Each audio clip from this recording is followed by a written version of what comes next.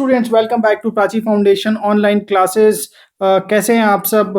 Hopefully आप घर पे रह के अपनी पढ़ाई कंटिन्यू कर रहे होंगे प्राची फाउंडेशन के लेक्चर्स देखकर। और उसी सीरीज में हम अपना चैप्टर 4 लेकर आए हैं, डायरेक्ट एंड इनवर्स वेरिएशन। फिर से बता दूं, ये वीडियो यूजफुल होने वाला है उन स्टूडेंट्स के लिए जो अपनी स्टडी कर रहे हैं डीएवी पब्लिकेशन से। और जैसा हमारा नाम है चैप्टर का, डायरेक्ट एंड इनवर्स वेरिएशन, तो सबसे पहले कुछ एग्जाम्पल देखते हैं। चैप्टर का नाम है डायरेक्ट एंड इनवर्स वेरिएशन। तो आपके मन में क्वेश्चन आ रहा होगा, what is the meaning of variation. अब वेरिएशन की मीनिंग को समझने के लिए पहले हम वेरिएशन की मीनिंग को समझेंगे, फिर हम डायरेक्ट एंड इनवर्स को समझेंगे। उसके लिए हम एक एग्जांपल लेते हैं। तो उसके लिए मैंने लिया है एक कैडबरी डेयरी मिल्क। अब इसको देखते ही आपके मुंह में आ गया होगा पानी, पर रुकिए, अभी हमको करनी स्टडी। तो अगर आप मार्केट में ये एक पैकेट चॉकलेट का लेने जाते हो, तो लेट्स से कि 1 पैकेट आप परचेस करने जाते हो, तो आपको प्राइस पे करना होता है 50 रुपीज। और वैसे ही अगर आप 2 पैकेट्स परचेस करोगे, how much you have to pay? 100 rupees. और in case if you want 10 packets, हो सकता है आपको अपने दोस्तों को डिस्ट्रीब्यूट करने हो, तो आपको पे करना पड़ेगा 500 रुपीज। नाउ इस एग्जाम्पल में एक चीज ऑब्जर्व करने वाली है, और वो ये कि जैसे जैसे आप नंबर ऑफ पैकेट्स इंक्रीज कर रहे हो, जैसे जैसे आप इंक्रीज कर रहे हो नंबर ऑफ पैकेट्स, वैसे वैसे अमाउंट जो है, आपको अमाउंट जो पे करना है वो भी इंक्रीज हो रहा है, राइट? तो नंबर ऑफ पैकेट्स इंक्रीज करने से अमाउंट भी इंक्रीज हो रहा है। ऐसा तो नहीं है कि आप नंबर ऑफ पैकेट्स इंक्रीज कर रहे हो, लेट्स से आपने 10 पैकेट्स बोला तो वो आपको 10 रुपीज ही पे करने हैं, नो। तो ये दो क्वांटिटी, यानी कि नंबर ऑफ पैकेट्स और अमाउंट, आपस में ऐसे रिलेशन में है कि अगर हम एक चीज को इंक्रीज या डिक्रीज करते हैं, तो दूसरी वाली चीज भी इंक्रीज या डिक्रीज होगी। लेट्स से कि अगर आपको कम पैकेट्स लेने हैं तो आपको कम अमाउंट पे करना पड़ेगा, ज्यादा पैकेट्स आपको परचेस करने तो आपको ज्यादा अमाउंट पे करना पड़ेगा। तो जब ऐसे कोई भी चीजें आपस में ऐसे रिलेशन में होती है कि एक चीज को, एक क्वांटिटी को इंक्रीज या डिक्रीज करने से दूसरी क्वांटिटी भी इंक्रीज या फिर डिक्रीज होती है, तो ऐसे रिलेशन को हम बोलते हैं कि the both quantity are in variation. The both quantity are in variation. अब वेरिएशन दो टाइप के होते हैं स्टूडेंट्स, जैसा तो चैप्टर का नाम सजेस्ट कर रहा है आपको कि direct variation and inverse variation. अब धीरे धीरे दोनों हम डायरेक्ट और इनवर्स वेरिएशन को समझते हैं। आपने देखा कि वेरिएशन क्या होता है, तो आप अपने नोट्स मेंटेन कर सकते हैं, इसको पॉज करके नोट डाउन कर सकते हैं।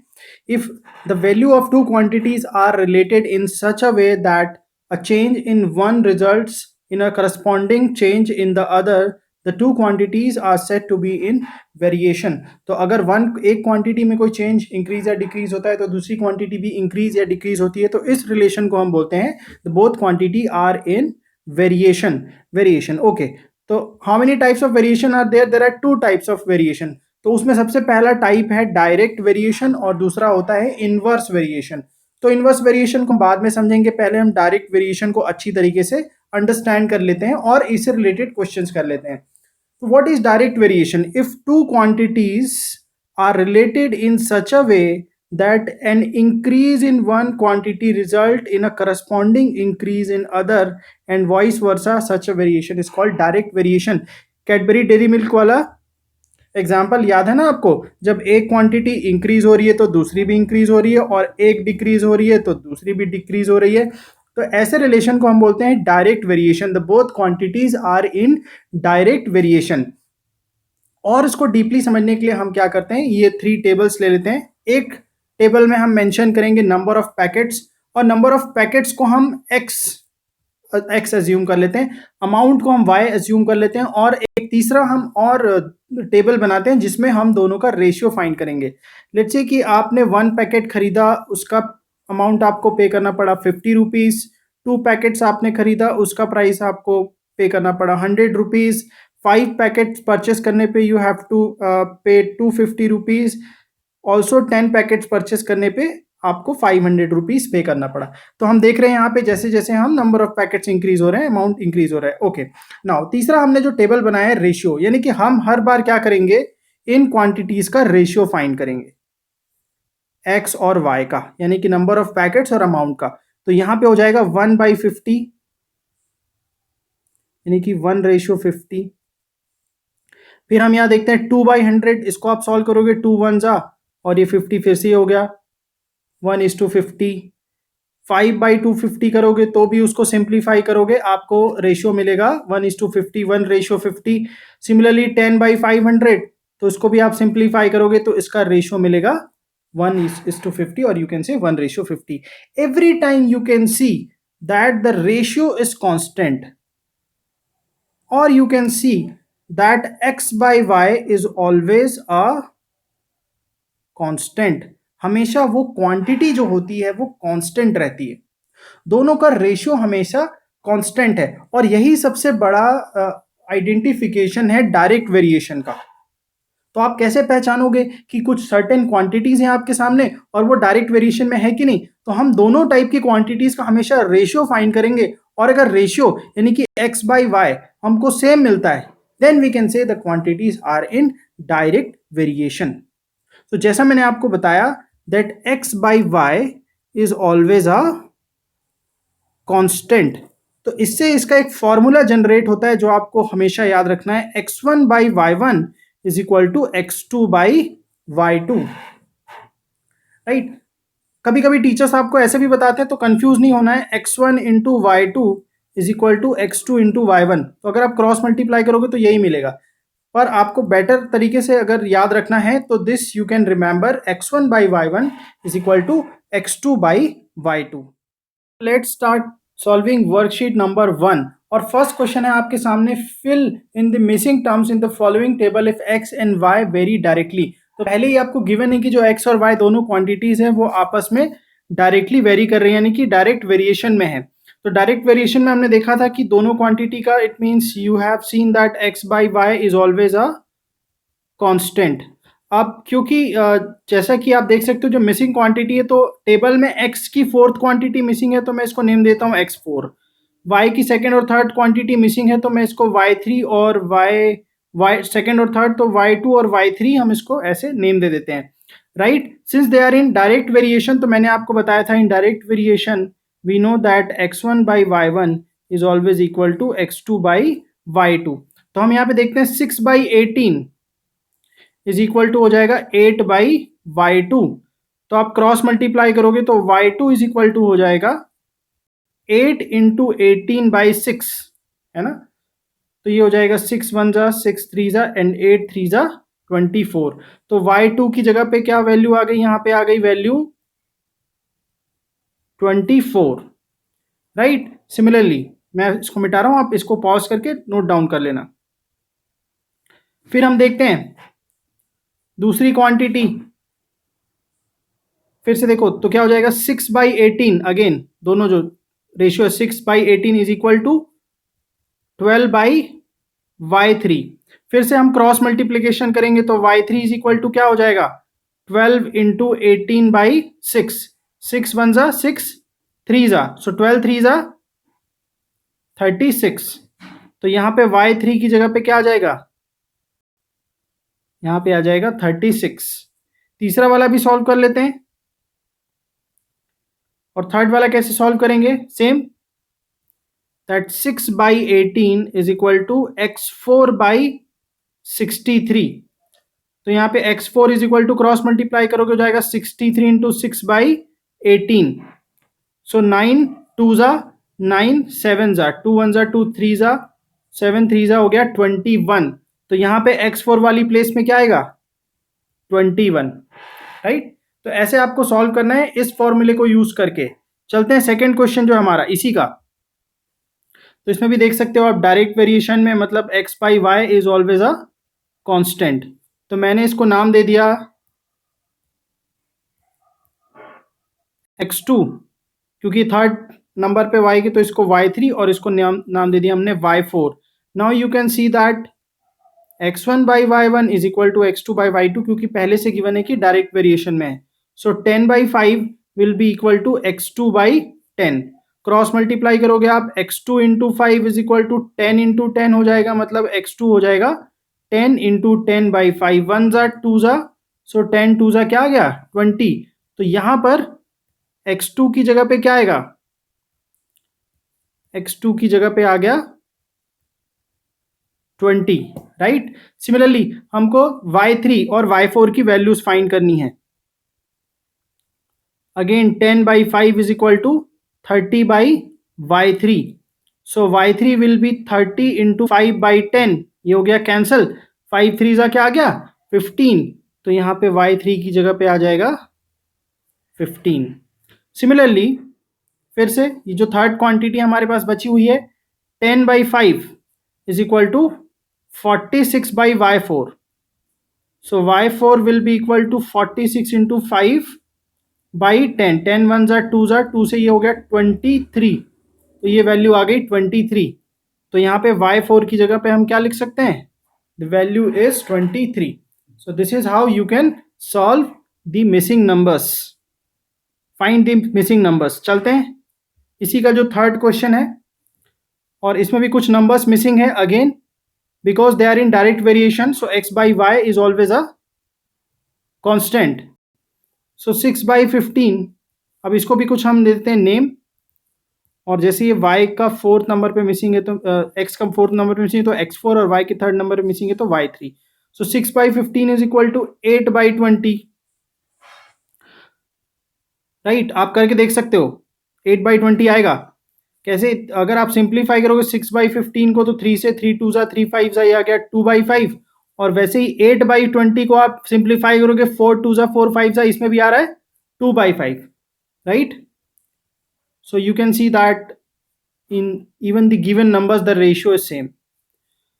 और वैसे ही हमको इसको सॉल्व करना है तो हम लिखेंगे 6/15 is equal to 10/y3, cross multiplication करेंगे तो y3 इज इक्वल टू हो जाएगा 15 इंटू 10/6, 3 2 ज़ा 3 5 ज़ा, सो y3 इज 50, तो यहाँ पे क्या आ जाएगा,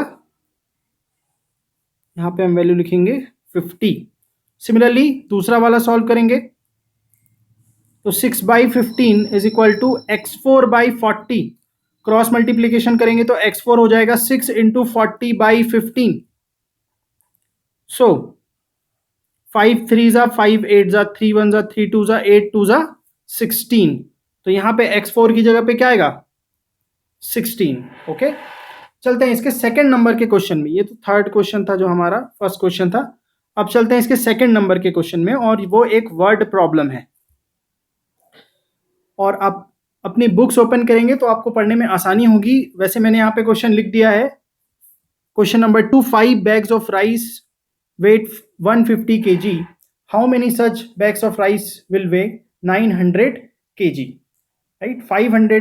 5 kg 5 बैग्स हैं, उनका वेट 150 kg, तो हमको पता करना है कि 900 kg के कितने बैग्स होंगे। तो सबसे पहले सीधी सी बात है कि अगर आप नंबर ऑफ बैग्स को इंक्रीज करोगे, नंबर ऑफ बैग्स को इंक्रीज करोगे तो नंबर ऑफ वेट, तो वेट भी इंक्रीज होगा, राइस का वेट भी इंक्रीज होगा, और नंबर ऑफ बैग्स डिक्रीज करोगे तो वेट ऑफ राइस भी डिक्रीज होगा। इसका मतलब हम बोल सकते हैं द क्वांटिटीज आर इन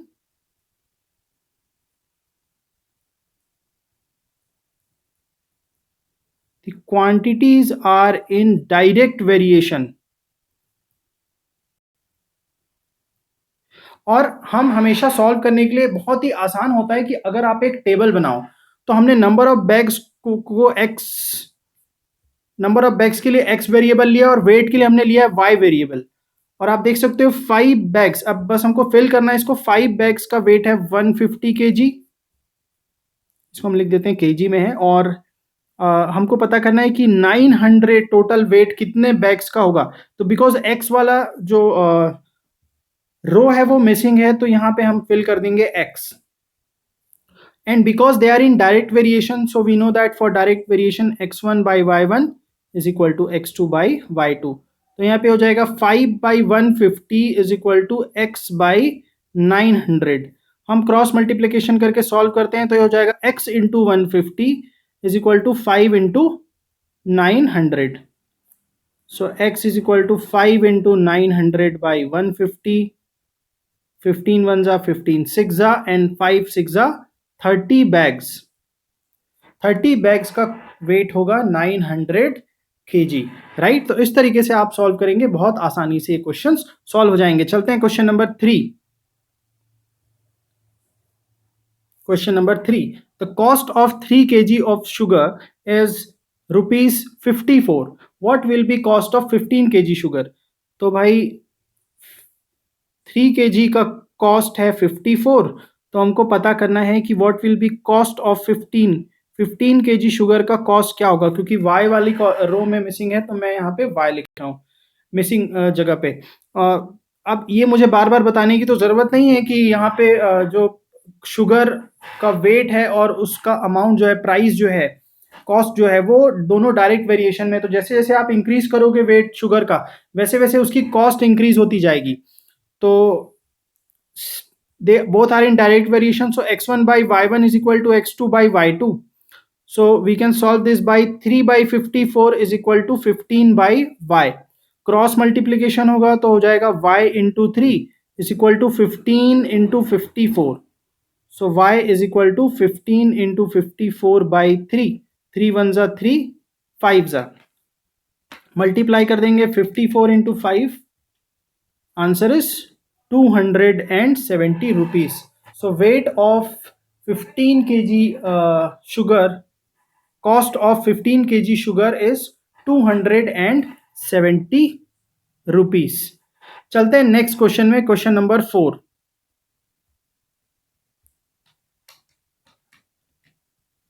तो क्वेश्चन नंबर 4 आपके सामने है. The motor boat covers 20 kilometre in 4 hours.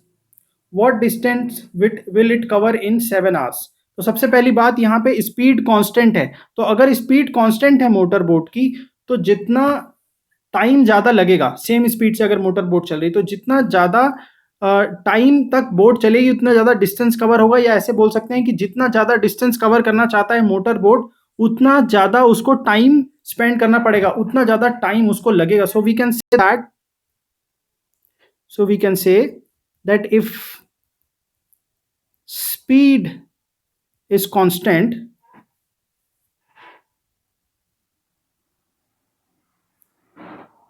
the distance and time will be in direct variation.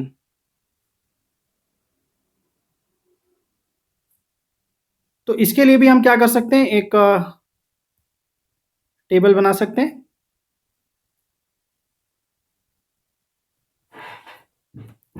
तो एक हम लेंगे डिस्टेंस, और डिस्टेंस के लिए हम x वेरिएबल लेंगे, और दूसरा लेंगे हम टाइम, और टाइम के लिए हम लेंगे y वेरिएबल. सो हम देख सकते हैं कि 20 किलोमीटर ट्रैवल करने में 4 आवर्स का टाइम लगता है.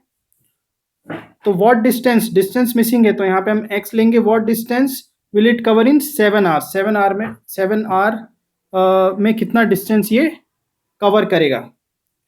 फिर से मैं आपको याद दिला दूं, the formula of direct variation is x1 by y1 is equal to x2 by y2. तो चलिए सॉल्व करते हैं, इसको लिख लेते हैं. 20 by 4 is equal to x by 7. Cross multiply करेंगे, x into 4 is equal to 20 into 7. So x is equal to 20 into 7 by 4 one ज़ा 4, 5 ज़ा, सो 5 7 ज़ा 35 kilometre. So in 7 hours it will cover 35 kilometers, right? Question number 5. A motorbike travels 210 kilometers on 30 liters of petrol. How would it travel on 7 liter of petrol? तो आप देख सकते हो जितना ज़्यादा पेट्रोल हम यूज़ करेंगे उतना ज़्यादा डिस्टेंस गाड़ी कवर करेगी. तो ऑब्वियसली जो दोनों क्वांटिटीज़ हैं वो आपस में डायरेक्ट वेरिएशन में. So therefore x1 by y1 is equal to x2 by y2. So we can write 210 by 30 is equal to x by 7. Cross multiplication होगा तो x into 30 is equal to 210 into 7. So value of x हो जाएगा 210 into 7 by 30. 3 1 जा 3 7 जा and 7 7 जा 49. So it will run 49 kilometer in 7 liter of petrol. Next question. Question number 6. If 12 women can weave 15 meters of cloth in a day, how many meters of cloth by women, how many clothes, how many meters of cloth can be woven by 20 women in a day? तो आप देख सकते हो हमने यहाँ पे फिर से यहाँ पे एक टेबल बनाया है, ऐसे आपको बनाना है ताकि आप इसको अच्छे से सिंप्लीफाई कर सको। तो यहाँ पे नंबर ऑफ वुमेन को हमने की क्वांटिटी को हमने x और length of cloth in metres को हमने y में लिया है। ऑब्वियसली दोनों ही चीज़ें जो है वो डायरेक्ट वेरिएशन में है। So x1 by y1 is equal to x2 by y2। So 12 by 15 is equal to 20 by y। Cross multiplication करेंगे तो y into 15 is equal to 20 into 12। So y is equal to 20 into 12 by 15. So 3 5s are, 3 4s are, 5 1s are, 5 4s are, and 4 4s are. 16 meter of clothes can be woven. Right? Let's move to the next question. Question number 7. The weight of 5 sheets of paper is 20 gram. How many sheets of same paper weight 2.5 kg? Okay, so 5 sheets of paper, अगर हम इस quantity को wait को अगर हम लोग सिर्फ ग्राम में ले रहे हैं तो ये हो गया 20 ग्राम। अब हमारे सामने ये बोल रहा है how many sheets of same paper would weigh 2.5 kg में। देखो ये 2.5 kg में, तो हम इसको ग्राम में कन्वर्ट करने के लिए क्या करेंगे, 1000 का multiplication. So this will B 2500 gram.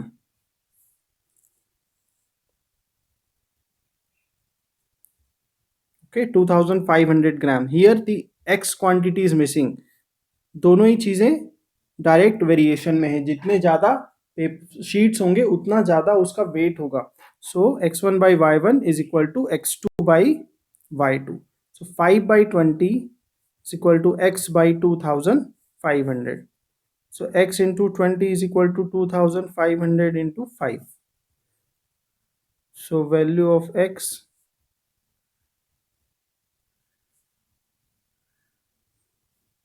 so now we can find 125. So x is equal to 125 into 5 is what?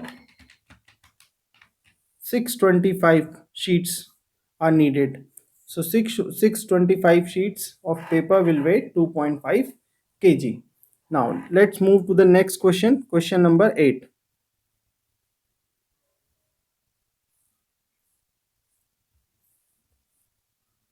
Okay, so Reena typed 600 words in 4 minutes.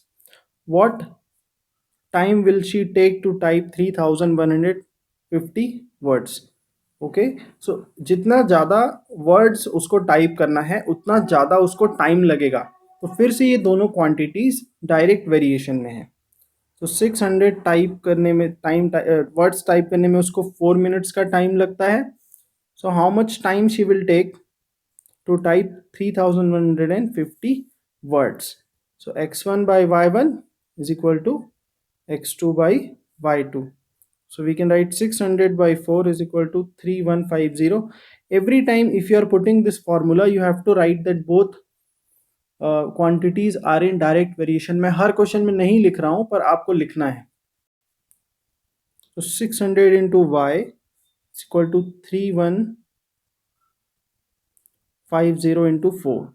So y is equal to 3150 into 4 by 600. Okay, 5 से divide करते हैं तो ये हो जाएगा 63 और 5 से divide करेंगे तो होगा 12। 4 1 जा 4 3 जा 3 1 जा 3 2 1। Okay, so y is equal to 21 minutes. In 21 minutes she will type 3150 words. Let's move to the next question. Question number 9. Rohan takes 14 steps in covering a distance of 2.8 meters. What distance would he cover in 150 steps? So 14 steps में वो cover कर लेता है 2.8 metre. What distance would he cover in 150 steps?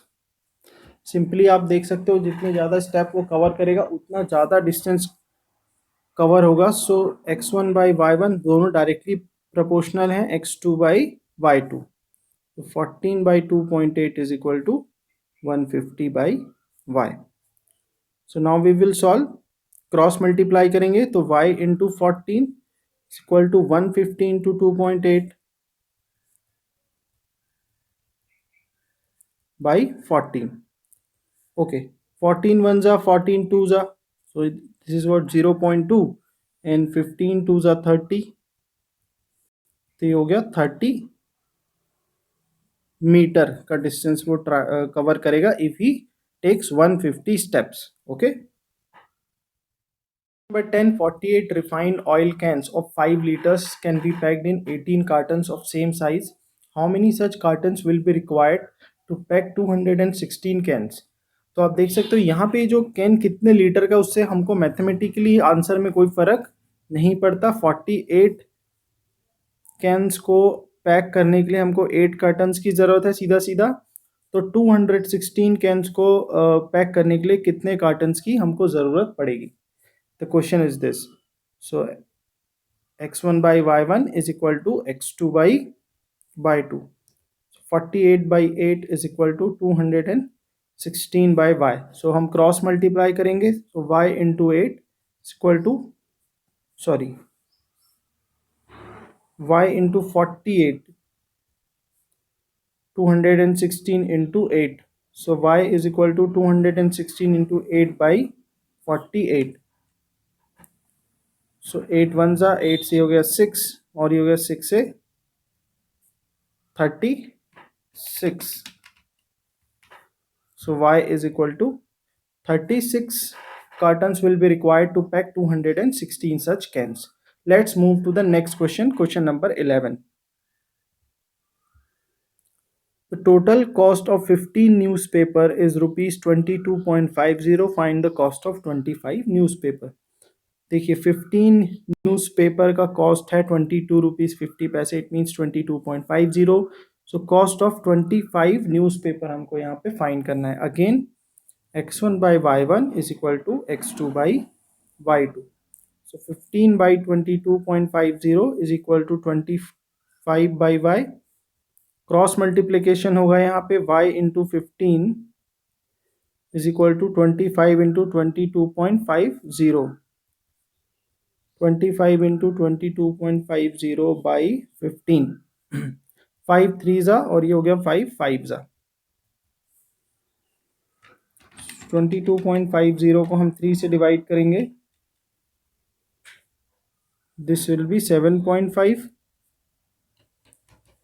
And into 5 ये हो जाएगा 37.5, right. Cost of 25 newspaper is 37.5। चलते हैं नेक्स्ट क्वेश्चन और last question of this worksheet, question number 12। Labour gets rupees 675 for 9 days work. How many days would he work to get rupees 900? Okay, again, so if you take number of days on x variable and rupees on y variable, so we can see that for 9 days the labor gets 675 rupees. So how many days he'll get 900 rupees? तो जितने ज़्यादा दिन वो काम करेगा उतना ज़्यादा उसको पेमेंट उसको मिलेगी। तो हम बोल सकते हैं दोनों डायरेक्ट वेरिएशन में है। So x1 by y1 is equal to x2 by y2। So 9 by 675 is equal to x by 900। So x into 675 is equal to 900 into 9, तो क्रॉस तो हो जाएगा 675। ओके, नाउ 675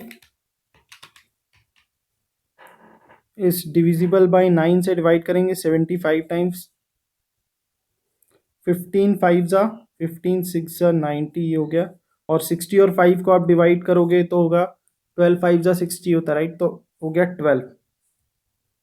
तो he has to work 12 days to get 900 rupees. तो ये हो गया students हमारा वर्कशीट ख़त्म 1। और इसके बाद हम स्टार्ट करेंगे नेक्स्ट वीडियो में वर्कशीट 2। तो आगे के वीडियोस के लिए प्राची फाउंडेशन को सब्सक्राइब कीजिए, बेल आइकन को क्लिक कीजिए ताकि आपको हमारे वीडियोस रेगुलर इंटरवल पे मिलते रहें। Thank you very much.